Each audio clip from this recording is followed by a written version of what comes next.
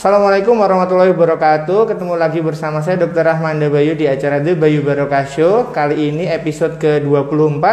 Berbahagia sekali kita kedatangan narasumber Dr. Iwan Setiawan, spesialis saraf.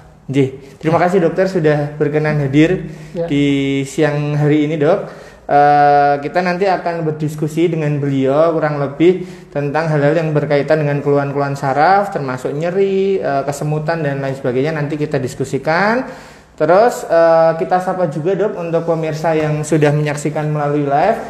Terima kasih sudah ikut menyaksikan. Silakan nanti kalau ada pertanyaan bisa dituliskan. Yang kemarin sudah tanya lewat kolom komen dan story di Instagram juga nanti akan kami bacakan, kita tanyakan dan diskusikan bersama Dokter Iwan, seperti itu.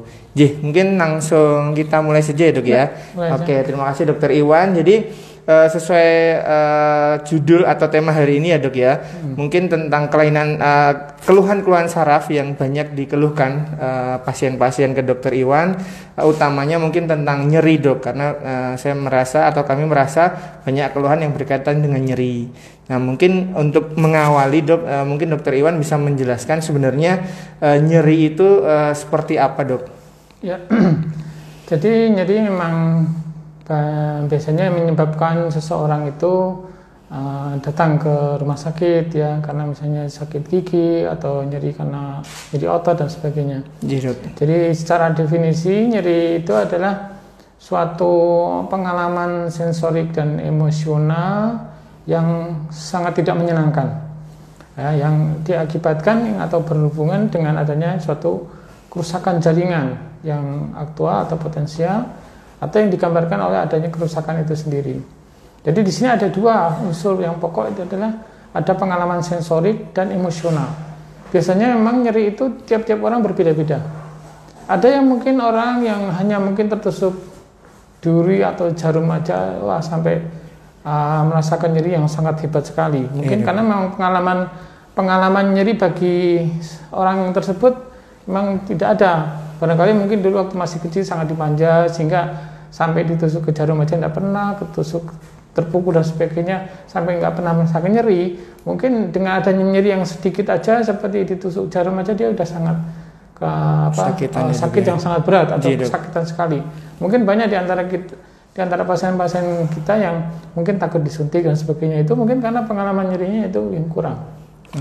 Tapi sebagian yang lain mungkin ada orang yang bahkan mungkin jatuh berkali-kali atau mungkin disuntik berkali-kali sampai mungkin dioperasi dan sebagainya, dia mungkin nyerinya nggak sampai berat-berat banget ya, karena mungkin dia sudah pengalaman dari selama hidupnya dia udah biasa merasakan nyeri. Makanya ini adalah suatu pengalaman sensorik dan emosional. Jadi ada faktor emosinya juga. Kalau misalnya orang yang mungkin dengan katakanlah dengan daya tahan tubuh yang rendah atau mungkin sedang dalam kondisi yang emosi, mungkin kena sakit sedikit aja udah langsung istilahnya mengatakan nyeri yang sangat hebat. Padahal itu mungkin kalau dirasakan oleh yang lain mungkin hanya ringan saja. Jadi ini nyeri itu saya kira hampir setiap orang pernah merasakan nyeri ya. Nah, mungkin kalau wanita yang misalnya di head ya, kalau kita mungkin kadang-kadang kalau jatuh kebentur ya nyeri, itu hampir semua orang merasakan nyeri. Jadi itu sangat subjektif dan di dalam penilaian kita memang benar-benar harus teliti. Memang tiap-tiap orang merasakan nyeri itu beda-beda. Dok. Jadi memang clue-nya itu ya, Dok ya, ada emosional sama sensori.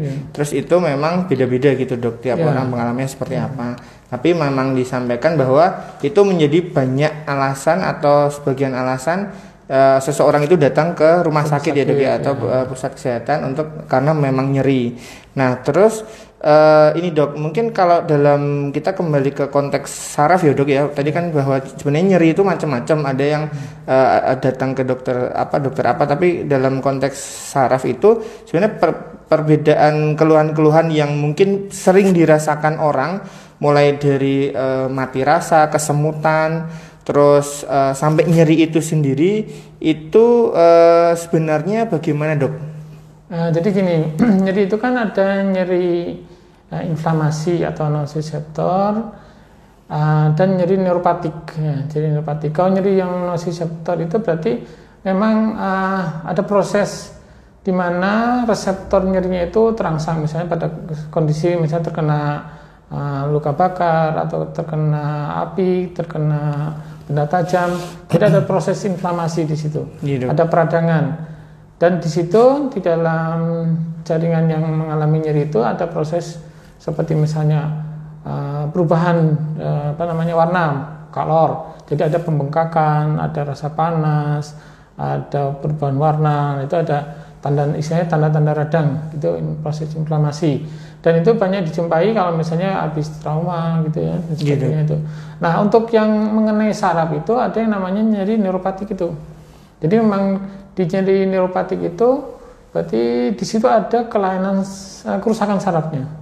Jadi misalnya pada orang-orang dengan diabetes mellitus atau kena herpes ya, atau mungkin penyakit HIV itu, jadi proses penyakit-penyakit itu bisa menyebabkan sarafnya rusak, ya, jadi rusak itu, dan timbul nyerinya juga berbeda dengan nyeri inflamasi. Jadi kalau di dalam nyeri neuropatik yang mengenai sarafnya itu biasanya nyerinya ada yang namanya allodynia, atau yang harusnya ini kalau disentuh itu tidak terasa nyeri, tapi dia merasakan seperti di iris-iris.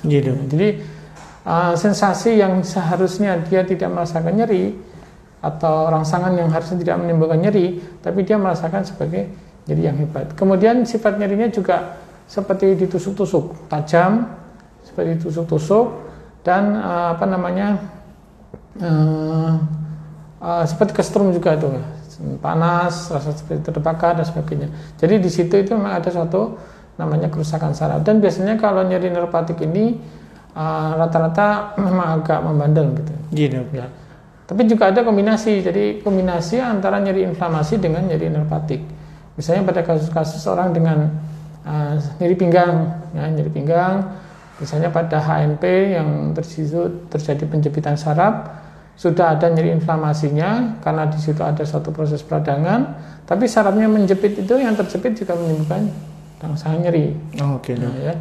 Kalau misalnya itu berlanjut terus sehingga saraf itu sampai rusak, nah itu nanti akhirnya ke perasaan hal tadi ya. Jadi awalnya mungkin rasa seperti kesemutan atau jimpe-jimpe, kalau orang Jawa bilang gitu ya.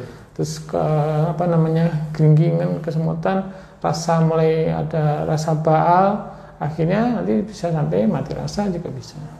Oke dok. Nah, itu dari masing-masing keluhan itu setiap pasien itu punya kemampuan untuk mendeskripsikan, atau seperti apa dok? Apakah nanti dokter Iwan akan bertanya sehingga akan ketahuan, oh sebenarnya ini problemnya ini gitu, karena kadang orang tuh punya persepsi sebenarnya ini cuman jimpe, atau tadi dokter menyampaikan kebas, padahal itu sebenarnya ada problem seperti apa gitu dok? Ya, jadi mungkin bagi dokter atau yang berjaga di UGD, di dalam kita menerima pasien, memang kita harus menanyakan secara detail. Jadi mulai dari, kalau dalam pertanyaan itu harus ada paling enggak PGRST, ya, seingat saya itu. Jadi ada namanya penyebaran nyerinya juga ada, ditanyakan apakah nyerinya ini sifatnya seperti apa, kualitas nyerinya.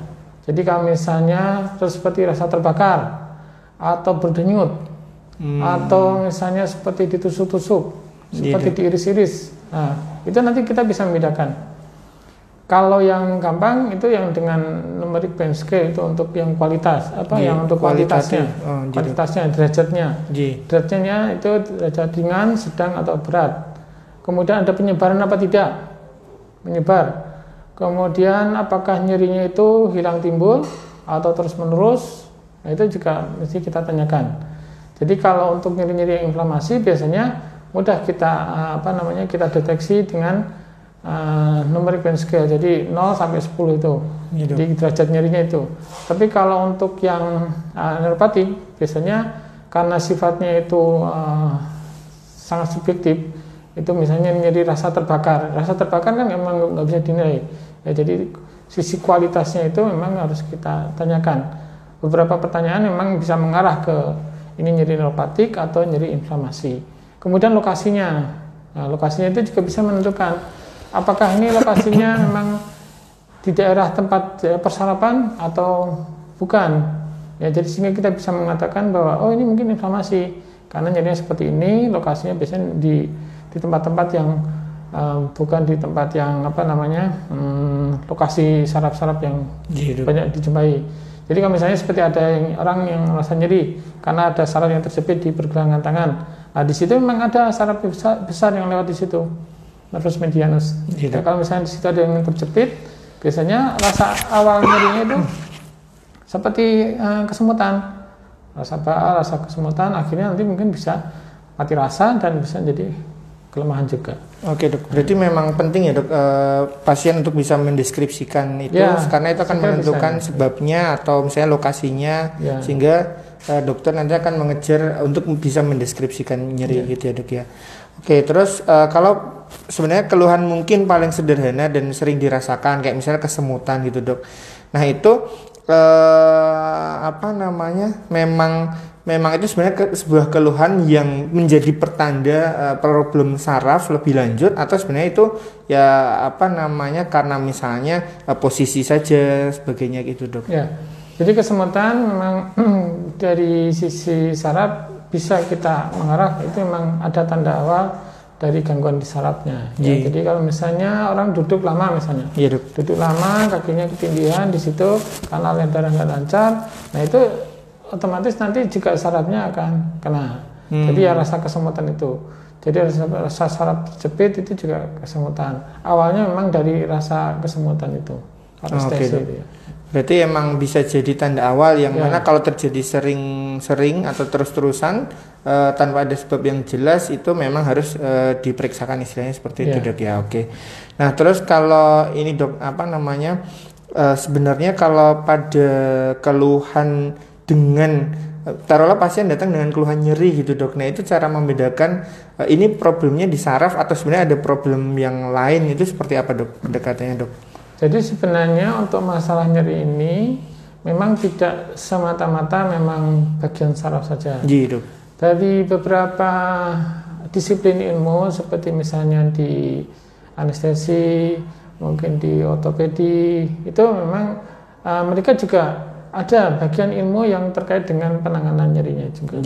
Jadi nanti bisa saja itu menjadi suatu kerjasama multidisipliner. Kalau memang ada masalah misalnya masalah di sendi ya, yang sering itu sendi lutut. Sendi lutut, pasien biasanya datang ke saraf karena nyeri sendi. Setelah diperiksa ternyata ada krepitasi OA, ya jadi memang ada suatu proses pengapuran di situ. Kita ronsen, wah ini problemnya juga banyak di ortopedi, sehingga memang harus diperlukan kerjasama. Di satu sisi mungkin bidang lain itu menangani untuk kausanya, untuk strukturnya yang terjadi di situ. Nah kita berusaha untuk mencoba untuk meredakan nyerinya. Ya, bisa jadi saling terkait gitu. Oke dok. Jadi tidak semata-mata dari saraf saja. Karena kalau ada penyebab lain berarti memang harus ditangani oleh tadi taruhlah contohnya oleh dokter ortopedi gitu misalnya dok ya. Oke, terus kalau kaitannya dengan kondisi-kondisi yang memang sering dirasakan nyeri gitu dok, itu apakah ada kaitannya dengan faktor-faktor atau penyakit lain dok, misalnya seperti diabetes, hipertensi atau obesitas misalnya seperti itu dok? Ya, jadi pada penyakit-penyakit yang mungkin menyebabkan kerusakan dari struktur di situ. Jadi ada yang namanya struktur pekan nyeri. Ya, misalnya pada pasien dengan nyeri pinggang yang kronis, ya, karena ada suatu proses gangguan dari susunan tulang belakang sehingga menyebabkan HNP atau penyempitan tulang. Nah itu memang di tulangnya itu sudah ada suatu kerusakan sehingga dia akan menekan dan menyebabkan bantalan sendinya di situ menjepit saraf yang keluar. Nah, itu memang ada suatu penyakit tertentu. Kemudian misalnya pada kasus-kasus tumor itu juga bisa. Jadi misalnya ada tumor yang dia berkembang terus sehingga menekan sistem saraf, juga bisa menimbulkan nyeri. Infeksi tertentu juga bisa nyeri. Misalnya pada infeksi dengan misalnya meningitis. Nah, meningitis di sini kan juga menyebabkan nyeri. karena di situ ada suatu rangsangan pada struktur pekan nyeri yaitu selaput otak. Nah itu yang menyebabkan nyeri. Nah, nyeri seperti itu memang perlu diperiksakan sehingga kita bisa mengidentifikasi untuk mencari memang ini ada penyebab entah itu infeksi atau mungkin misalnya ada suatu penjepitan saraf dan sebagainya, itu bisa. Oke dok. Ji, kalau untuk penyakit kronis dok, misalnya pada hipertensi gitu atau DM gitu, apakah itu juga pada pasien-pasien itu meningkatkan keluhan-keluhan nyeri gitu dok? Ya, banyak sering kita jumpai pasien-pasien dengan diabetes, dia datang dengan rasa panas di telapak tangan, di kaki, memang ada kaitannya. Jadi kalau diabetes biasanya dia akan menyebabkan namanya mikroangiopati, yang nanti berlanjut menjadi neuropati diabetik. Ya, neuropati ini yang menyebabkan nyeri. Jadi memang di situ ada suatu proses yang langsung mengenai sarafnya. Oke, dok. Awalnya memang dia suatu proses karena kadar gula darah tinggi, tapi kalau dia berlangsung cukup lama, ya bisa komplikasi kemana-mana. Kalau ke mata kan bisa retinopati. Nah ini yang ke saraf jadi neuropati. Memang sarafnya jadi saraf itu.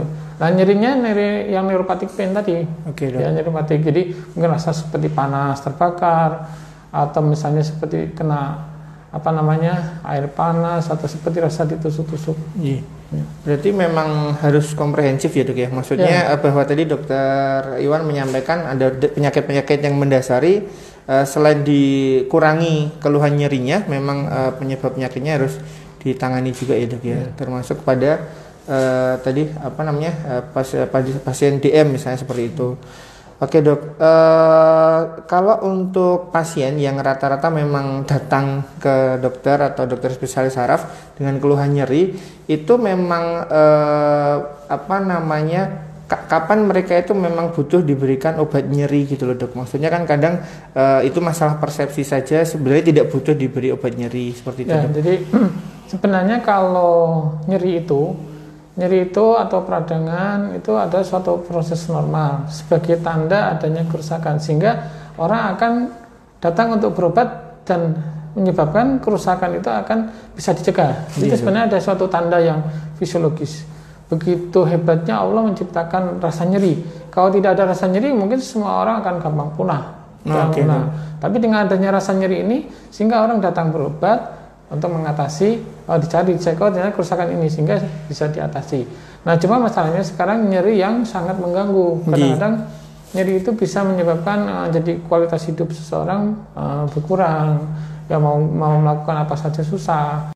Walaupun duitnya banyak, mobilnya banyak, tapi kalau nyeri terus menerus ya sama nggak ada artinya. Nah, dan dengan adanya nyeri ini, kemudian kan orang datang berobat.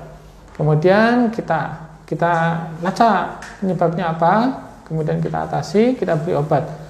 Nah, obat-obat itu tidak sembarangan obat anti nyeri. Ya, tidak sembarangan obat anti nyeri. Makanya kita sebagai dokter itu bisa mengidentifikasi apakah ini memang proses inflamasi sehingga perlu diberikan obat anti radang dan sebagainya. Ada juga obat yang neuropatik itu obatnya juga berbeda. Tidak bisa diberikan dengan analgetik biasa, memang harus obat tertentu. Seperti pregabalin, gabapentin, itu anti epileptik itu bisa diberikan. Karena pada dasarnya kan dengan arus informasi sekarang yang begitu mudah diakses ya dok ya. Kadang orang dengan keluhan nyeri ya karena mereka bisa browsing terus mereka beli obat penurun nyeri, padahal tadi memang banyak hal yang harus cek lebih lanjut ya dok ya. Nggak mesti bahwa keluhan ini obatnya ini seperti itu dok. Bisa jadi dicari lebih lanjut untuk penyakitnya seperti apa sampai bisa diterapi yang lebih sesuai seperti itu ya dok ya. Oke, mungkin bisa kita lanjut ke pertanyaan dari pemirsa ya dok ya, karena ada pertanyaan juga dari pemirsa. Langsung dari @denita Irmasanti, dok saya nyeri bagian belakang pinggang jika terlalu duduk lama, apakah itu ada masalah di syaraf dok? Nah ini umurnya berapa? Kalau dia ini sepertinya masih muda ya. Dok. Nah, jadi biasanya kalau pada orang yang masih muda, jadi biasanya pada orang masih muda itu memang kalau dilihat dari kelainan struktural itu insya Allah masih normal ya, kecuali kalau misalnya ada riwayat trauma dan sebagainya atau penyakit yang lain. Jadi biasanya normal. Mungkin coba dilihat apakah dia mungkin dalam aktivitas banyak duduk terlalu lama, Iya, Dok. dalam posisi tertentu di depan laptop terlalu lama, akhirnya menyebabkan otot-otot jadi tegang. Nah itu bisa menyebabkan nyeri pinggang. Nah apakah nyerinya itu nanti dengan obat analgetik biasa itu bisa membaik apa tidak? Nah itu kalau misalnya cuma otot saja, ada relaksasi, biasanya dengan relaksasi atau dikompres hangat membaik, ya berarti hanya ringan saja otot. Tapi kalau misalnya diobati berkali-kali nggak membaik, ya periksakan aja dulu supaya kita bisa mengetahui bahwa sumber nyerinya itu memang harus diatasi atau dilakukan pemeriksaan yang lebih detail ya.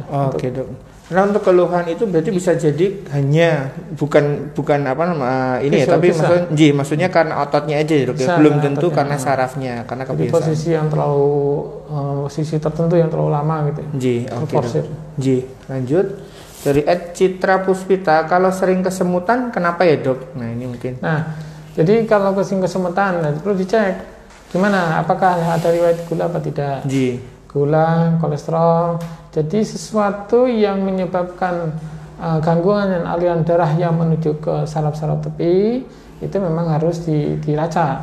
Kalau dia seperti misalnya kesemutan ternyata gulanya tinggi, atau kalau misalnya gulanya tidak tinggi, lagi mana kolesterolnya, atau mungkin istilahnya kurang vitamin, ya kurang mengkonsumsi vitamin. Jadi biasanya vitamin yang bagus untuk saraf yang mengandung vitamin B, ya, B1, B12 itu harus ditingkatkan. Jadi itu coba dicek gulanya gimana, kolesterolnya gimana. Nah, mungkin coba ditingkatkan dengan vitamin dan coba dilakukan dengan olahraga yang cukup. Paling enggak langkah-langkah itu ditempuh dulu ya, Dok ya. Kalau memang kadang kan ini kita nggak tahu sering kesemutan, itu seberapa sering gitu ya, Dok ya. Karena itu persepsi juga. Kalau memang keluhannya dirasa terlalu sering dan tidak nyaman, mungkin bisa diperiksakan lebih lanjut gitu ya, Dok ya. Lanjut dari Pupung, bahas seputar saraf kejepit dong Pak Dokter. Oh iya, siap Dok. Mungkin sekilas, Dok. Ya. Jadi saraf bisa kejepit di beberapa tempat. Ya, biasanya terjepit karena ada suatu mungkin jadi saraf itu kan melewati tempat-tempat yang sangat sempit. Seperti misalnya di persendian. Jadi paling sering mungkin bisa di pinggang, di leher, di bahu, di pergelangan. Jadi semua tempat-tempat yang di situ sering bergerak atau di situ banyak organ-organ yang sangat berat, misalnya otot, sendi dan sebagainya, memang potensi saraf terjepit. Jadi saraf terjepit itu adalah saraf yang jalannya di situ dia mengalami suatu penekanan, baik itu oleh suatu otot yang sangat tegang, bisa oleh karena adanya suatu penonjolan dari tulang-tulang, misalnya pengapuran, itu bisa menyebabkan penjepitan. Seperti misalnya di leher, yang saya contohkan aja yang gampang di leher. Bisa menyebabkan penjepitan sehingga lengan terasa kesemutan, rasa jimbe-jimbe dan sebagainya. Itu kalau misalnya leher terlalu tegang, apalagi sering dikrek-krek gitu ya, nah itu potensi bisa menyebabkan saraf terjepit. Yang bisa mengganggu, bisa menyebabkan rasa tidak enak di bahu dan lengan. Kalau dikatakan ya dengan istilahnya dengan cervical syndrome ya, Dok. Jadi kalau misalnya di situ ada suatu proses itu, terutama pada orang tua ini paling sering itu nyeri di situ. Memang pada orang tua itu banyak terjadi penyempitan. Berarti prinsipnya karena memang struktur saraf itu melewati ya, Dok ya, sebuah struktur lainnya mungkin di tulang seperti itu. Nah, kan terjadi penekanan, jadi istilahnya kejepit seperti itu, Dok ya. Next lanjut. Dari Rista 26, post op SC tangan sering kesemutan. Kenapa ya, Dok? Nah, ini post op SC, Dok. Post operasi SC. Sebenarnya kalau SC dengan tangan ini sebenarnya informasinya terlalu sedikit ya, Dok ya. Cuman coba kita jawab aja, Dok, mungkin. Jadi gini, kalau misalnya kesemutan di tangan, ya ini terlepas dari SC ya. Karena SC kan ya dia hanya dari perut ke bawah. Kalau misalnya dia anestesi dengan anestesi lumbar, ya nggak sampai ke tangan. Jadi kalau misalnya tangan sering kesemutan, coba nanti pos SC apa jangan-jangan mungkin sering menggendong bayi sebelah tangan saja, atau harus ganti posisi. Mungkin posisi tidur pos SC mungkin enaknya tidur miring kanan, akhirnya ketindihan dan sebagainya. Jadi mungkin itu perlu keterangan yang lebih jauh. Nah itu dari sejak SC itu gimana? Apa mungkin dia selalu banyak aktivitas atau mungkin gendongnya posisinya dan sebagainya. Ini menyebabkan kesemutan, yaitu perlu diperjelas lagi. Oke, mungkin nggak serta-merta berhubungan dengan SC-nya ya dok ya, tapi bahwa setelah tapi ya memang harus diteliti ditelusuri lebih lanjut ya dok ya. Bisa jadi karena aktivitas-aktivitas yang terjadi setelah melahirkan dengan putranya atau putrinya sehingga ada keluhan untuk kesemutan. Oke, lanjut. Dari SSARRA, cara mengatasi tengeng. Nah ini keluhan ya dok. Tengeng atau mungkin cengeng ya, jadi di leher itu rasa kaku. Pada orang-orang tertentu, misalnya pada orang tua, kekakuan di leher itu bisa juga disebabkan karena memang kondisi tulang lehernya yang sudah mengalami pengapuran. Tapi kalau misalnya terjadi pada orang muda, rata-rata memang biasanya karena tegang otot. Nah kalau tegang otot, kalau untuk mengatasinya, pertama kita jangan banyak memanipulasi leher. Coba diusahakan dengan latihan stretching dulu, ya, peregangan, kompres hangat. Terus hindari tertidur sambil duduk. Bantal jangan terlalu tinggi. Jangan sampai di leher ini seperti ketindihan itu. Kalau misalnya tidur ini ketekan, jadi berbaring dengan bantal yang empuk dan hindari untuk sesuatu yang menyebabkan leher tegang. Misalnya di depan laptop terlalu lama, atau mungkin menjahit terlalu lama, atau di tempat-tempat yang katakanlah yang menyebabkan ketegangan terlalu tinggi, yaitu dihindari. Jadi cengeng itu atau cengeng itu latihan dengan dengan stretching, dengan kompres hangat. Kalau misalnya bisa diberikan dengan analgetik yang ringan lah, seperti paracetamol, saya kira tidak masalah. Kalau paracetamol yang 500 biasanya untuk penurun panas, tapi kalau untuk mengurangi nyeri bisa ditambah pada orang dewasa setengah tablet, jadi 1,5 tablet. Untuk didapat anti nyerinya. Anti nyerinya, ya. Kalau untuk yang karena cengengnya itu nanti dengan relaksasi. Ya memang sebenarnya kalau tadi saya nangkep pertanyaannya tengeng itu asumsinya atau biasanya ke posisi tidur gitu ya dok ya. Tapi padahal itu bisa juga karena aktivitas misalnya di depan laptop PC yang lama seperti itu ya dok ya. Nah itu memang perlu relaksasi. Kalaupun tidak berkurang bisa tadi anti nyeri paracetamol ya dok ya mungkin atau dikonsulkan lebih lanjut. Dari Asri Deka CTS dan penanganannya dok. Carpal tunnel syndrome ya dok ya mungkin yang dimaksud dok. Jadi CTS itu memang ada proses penjepitan di nervus medianus yang melewati jaringan ikat di pergelangan tangan di bawah sini. Biasanya ini mungkin akibat dari aktivitas lengan yang terlalu berlebihan, atau mungkin kalau misalnya kita biasa di laptop di sini suka ada penahan ya. Nah itu bisa menyebabkan itu. Atau mungkin ada suatu peradangan mungkin karena sebab lain, misalnya trauma dan sebagainya. Nah untuk mengatasinya, yang jelas kalau misalnya itu sampai menyebabkan adanya suatu kelemahan ya harus kita periksakan. Apalagi kalau misalnya sampai nyeri yang tidak berkurang.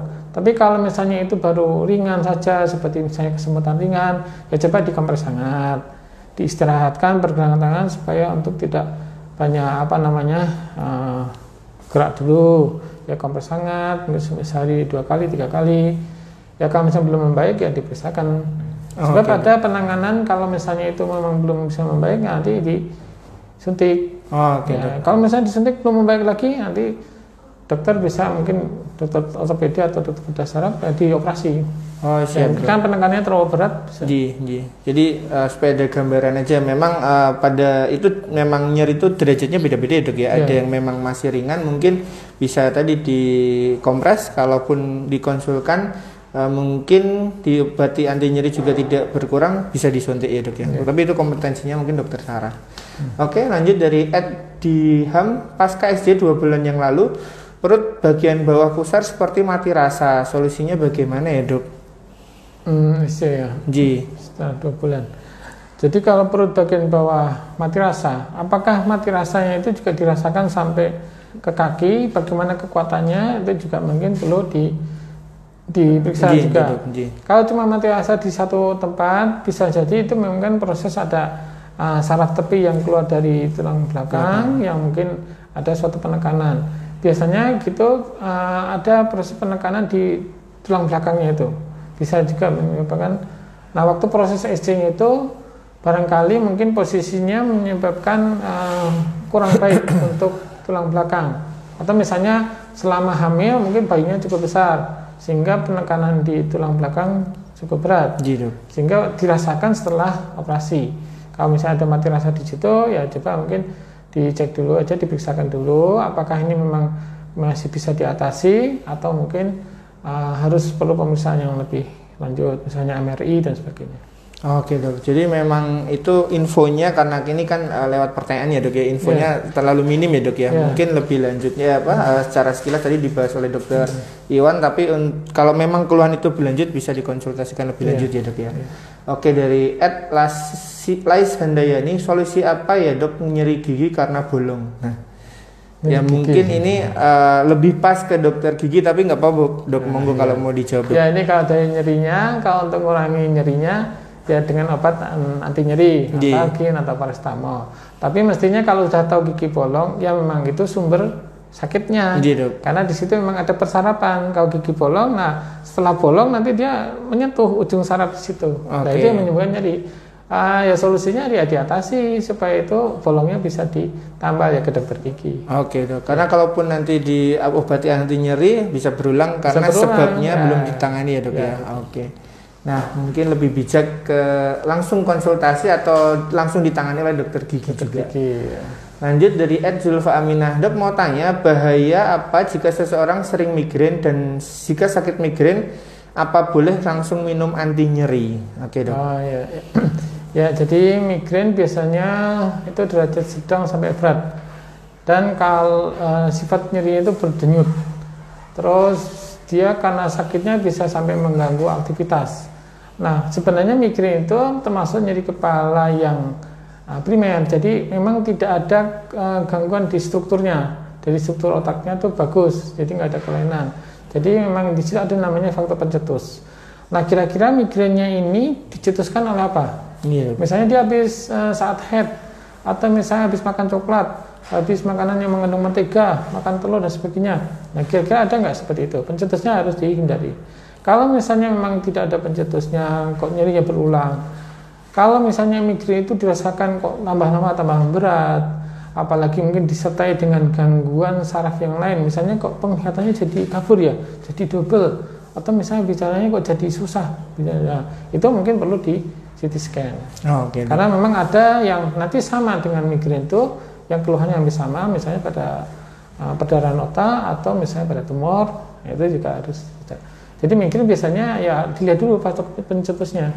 Karena ini primer biasanya memang faktor pencetus yang berperan. Berarti memang ada faktor pencetusnya dok ya, yang mana itu mungkin kalau udah menderita migrain lama tahu gitu harusnya faktor pencetusnya seperti apa. Kalau memang memungkinkan itu dihindari gitu ya dok ya. Kalau untuk mengatasinya yang paling gampang ya diberi obat analgetik. Kalau misalnya tidak ada keluhan lambung, pakai yang NSAID seperti misalnya ibuprofen atau natrium diklofenak, kalium diklofenak. Gitu.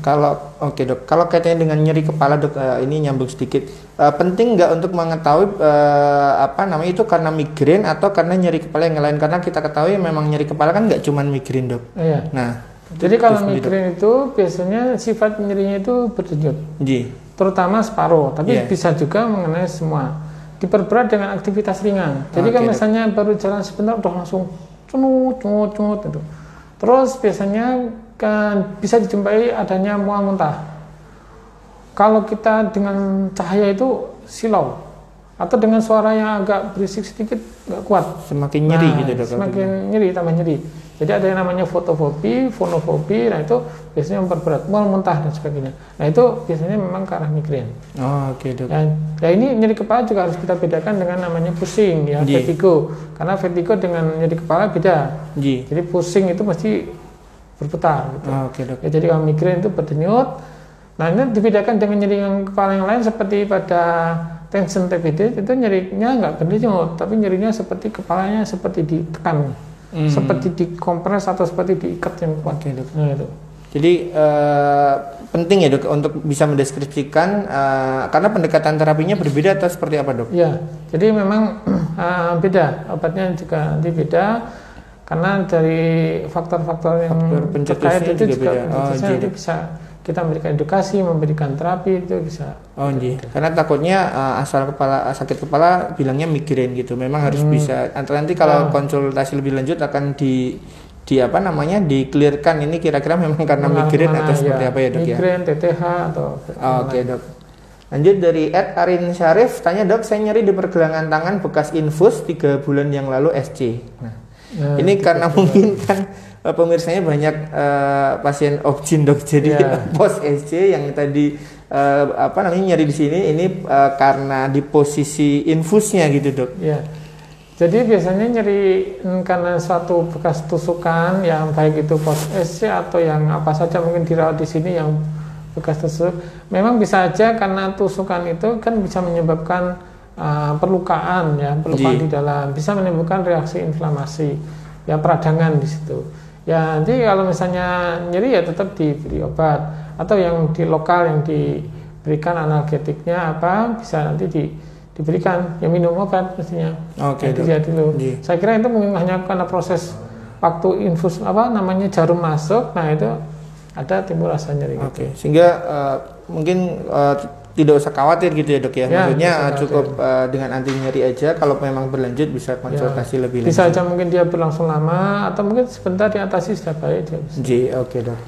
Lanjut dari Elis Saca, dok, untuk ortu yang punya riwayat saraf kejepit di bagian pinggang, apa pilihan jenis alat tidur yang baik? Obat atau alat tidur? Kalau tulisnya sih alat tidur dok.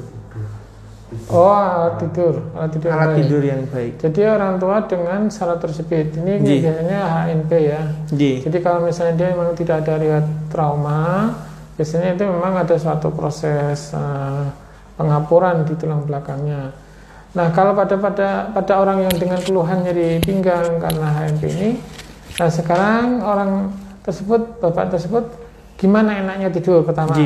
Terus kedua, diusahakan tempat tidur itu jangan sampai membuat badan jadi melengkung. Misalnya di tempat yang kasur busa itu ya. Nah, sekarang kalau misalnya spring bed kan ada spring bed yang bagus itu yang bisa ergonomis. Ya. Jadi bisa menyesuaikan kondisi badan.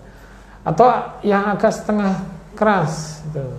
Jadi itu mungkin alat tidurnya, saya kira itu aja. Jadi jangan membuat, jadi kalau misalnya kaku, posisi kaku gini langsung dipaksa untuk dia melengkung, nanti akan tambah sakit. Jadi tetap harus gimana enaknya beliau tidur. Mungkin pertanyaan memang ke arah sana ya dok ya, untuk alas tidurnya itu seperti apa. Lanjut dari Sondi, dok, kaki saya sering kesemutan dan nyeri di area telapak kaki. Apakah nyeri dan kesemutan tersebut ada hubungannya dengan obesitas? Wah, ini kayaknya bentuk gemuk juga ya ini. Iya, mungkin dok. Obesitas. Tapi bukan saya itu dok yang nanya. Ya gini. Jadi kalau nyeri telapak kaki itu biasanya memang ada kaitannya dengan proses di daerah pinggang. Ya, kalau misalnya di situ ada yang terjepit, memang biasanya nanti efeknya juga dirasakan di kaki. Nah, ini perlu ditanyakan, telapak kaki itu dua-duanya apa salah satu? Itu. Kalau dua-duanya, jadi nanti cek gula. Biasanya kalau gula kan kiri kanan. Tapi kalau salah satu, apalagi kalau misalnya itu disertai dengan nyeri, di samping kesemutan atau rasa baal juga ada rasa nyeri, nanti kemungkinan ada proses yang menyebabkan penekanan pada saraf yang keluar dari tulang belakang. Biasanya salah satu sisi, kalau nggak kanan kiri gitu. Jarang-jarang dua-duanya, kecuali kalau berat sekali. Nah, kalau sampai dua-duanya yang terasa kesemutan, itu mungkin bisa jadi ada proses metabolik yang harus kita lacak. Dari gulanya, kolesterol, atau mungkin asam urat dan sebagainya. Sehingga kalau dikembalikan ke pertanyaannya berhubungan dengan obesitas atau enggak, bisa jadi berhubungan, tapi itu pun prosesnya bisa jadi karena secara metaboliknya atau karena mungkin penekanan ya dok belum, sehingga harus diteliti lebih lanjut. Lanjut next. Dari Zahra KN, dok, mau tanya, kalau bangun tidur kadang lutut seperti ketarik, kenapa ya dok? Terima kasih. Lutut ketarik? Bukan nyeri ya, ketarik? Ya, otot mungkin ya. Kalau ketarik biasanya mungkin atau semacam kram atau gimana dok?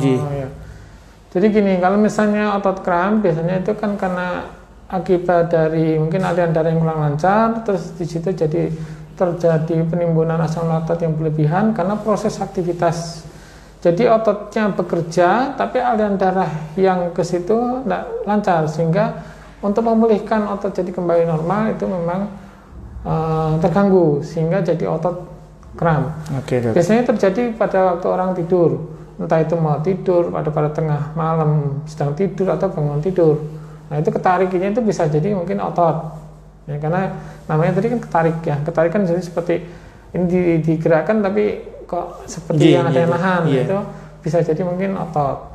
Kalau misalnya itu otot, ya mungkin kalau ada proses seperti kram ya mungkin bisa dikompres hangat, dikasih direlaksasikan ya, diberi balsam yang hangat lah situ nanti untuk melancarkan aliran darah.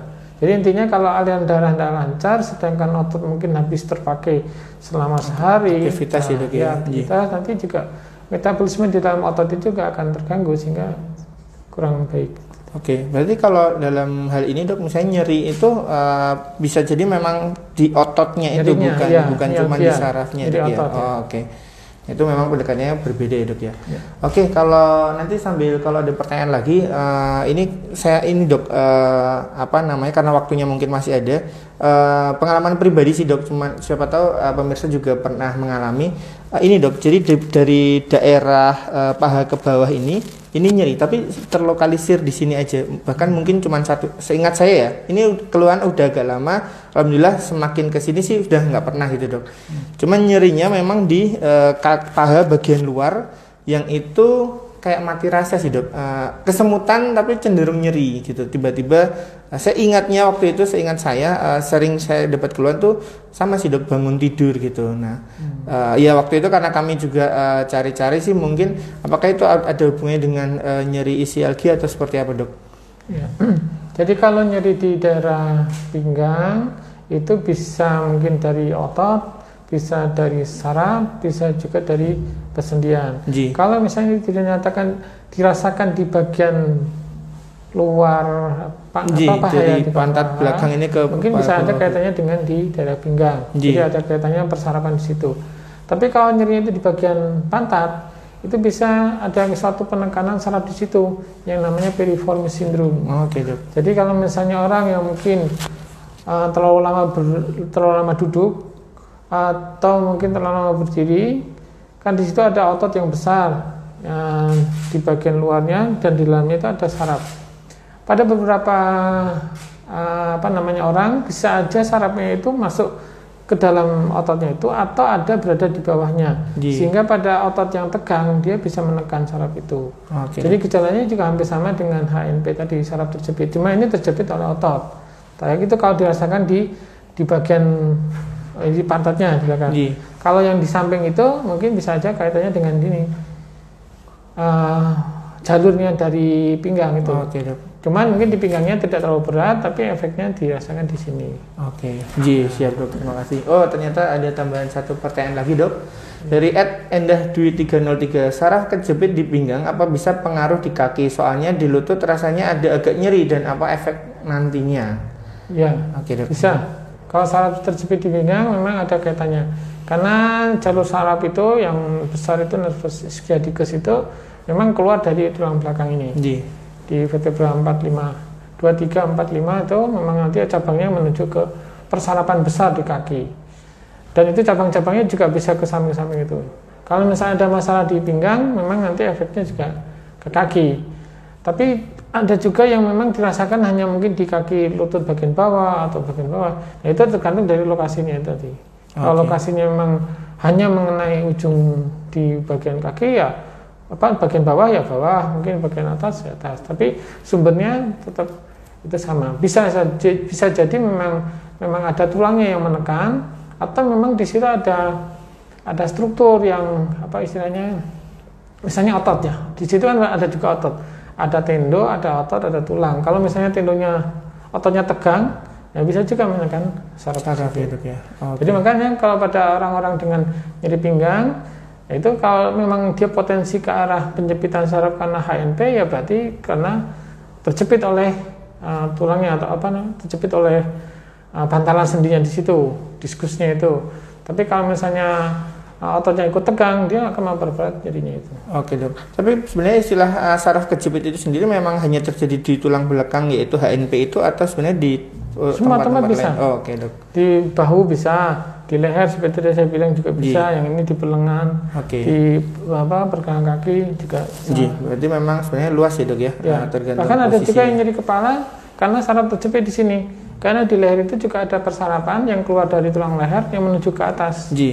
Ya, great occipital, saraf yang besar itu. Kalau di sini ada suatu proses yang menekannya, nanti dirasakan di kepala. Jadi mungkin kepala kalau dipegang rasa apa sengkring-sengkring atau rasa seperti mati rasa, itu bisa jadi dari situ. Jadi bahkan bukan cuman menjalar, tapi bisa jadi kejepitnya di mana, yang nyeri di mana gitu ya, Dok ya. Karena memang alur arah sarafnya ke arah sana seperti itu. Untuk pertanyaan udah selesai. Jadi untuk pertanyaannya alhamdulillah sudah terjawab semua, Dok. Semoga bisa memberikan jawaban yang memuaskan buat teman-teman penanya. Mungkin sebelum mengakhiri, Dok, ini kita kan karena memang sekian bulan belakangan ini berkaitan dengan COVID ini, Dok. Mungkin kita singgung sedikit supaya ada update sesuai ranahnya, Dok. Untuk saraf ini sebenarnya ada yang diketahui COVID ini mempunyai keluhan-keluhan saraf nggak, Dok, sehingga itu menjadi awareness gitu loh, Dok, bagi kita. Dok. Ada. Jadi proses dari infeksi yang diakibatkan oleh coronavirus ini, yang pertama yang paling sering itu adalah gangguan penghidungan, penciuman. Dok. Ya, jadi itu nanti akan terganggu. Kalau misalnya orang kok ada mendadak kok hilang, nggak bisa merasakan bau-bauan terus, ya itu harus hati-hati. Karena di sini juga pintu masuknya. Kemudian sebenarnya intinya dari virus itu sendiri kan dia lebih menyerang ke saluran nafas. Jadi semua saluran nafas, dari jalan nafas itu sampai alveoli sampai paru-paru itu memang yang paling sering. Nah, tapi efeknya karena jalan nafas itu memang pembuluh darah yang ke otak juga banyak, itu bisa menyebabkan nanti penyebaran sampai ke otak, menyebabkan nyeri kepala. Karena di situ nanti akan merangsang struktur-struktur pekan nyeri yang ada di otak. Jadi memang biasanya nanti penyebaran ke situ. Jadi yang paling sering tadi itu gangguan penciuman atau anosmia, kemudian nyeri kepala, kemudian saraf-saraf tepi juga bisa. Misalnya kesemutan, itu bisa dari situ juga bisa. Jadi memang ada, Dok, ya, untuk tadi khususnya penghidu, karena itu memang untuk menghidu itu ada peran saraf ya, Dok ya, sehingga tadi Dokter Iwan menyambungkan bahwa ada keluhan-keluhan yang memang tiba-tiba kok kehilangan kemampuan mencium bau-bauan gitu ya, Dok ya, yang mana itu dihubungkan ternyata ada infeksi COVID.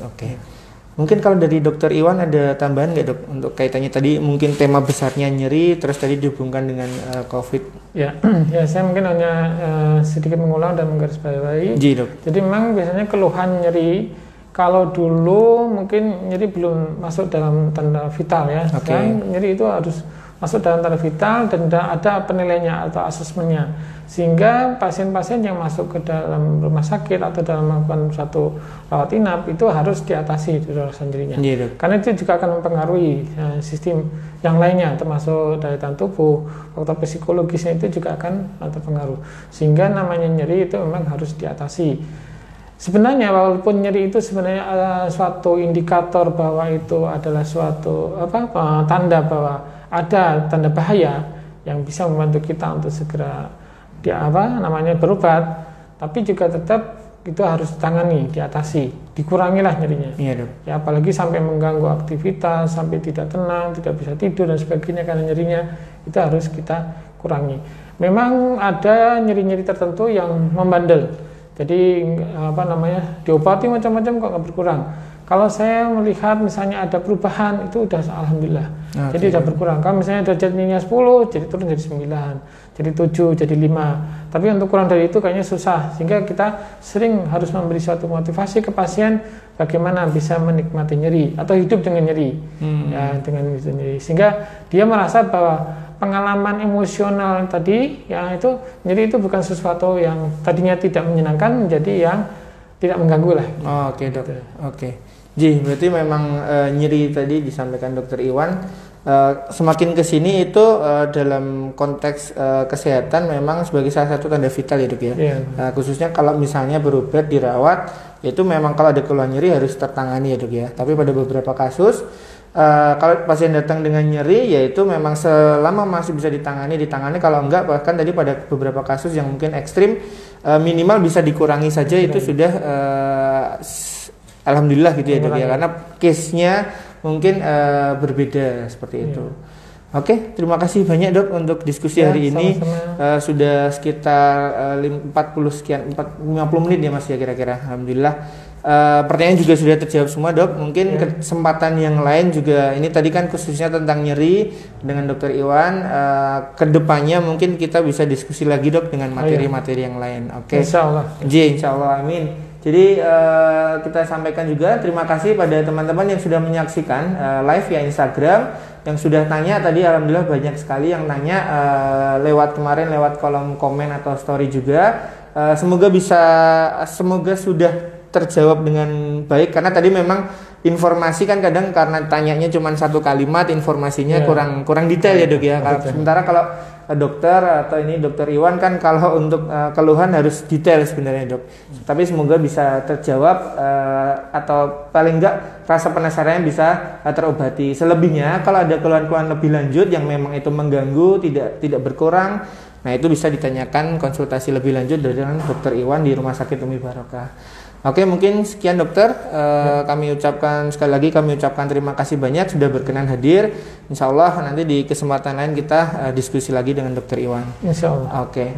Terima kasih banyak buat teman-teman yang sudah menyaksikan lewat YouTube. Mungkin kalau kedepannya mau pengen diskusi tentang apa bisa tulis di kolom komen. Jadi misalnya mau diskusi dengan dokter Adri misalnya tentang kaitannya dengan preeklamsi atau kehamilan seperti itu, nanti kita butuh masukan-masukan, kita mendiskusikan untuk apa materinya dengan dokter siapa. Oke, jangan lupa pemirsa di YouTube like, comment, subscribe dan share video ini supaya manfaatnya semakin bisa didapatkan oleh banyak orang.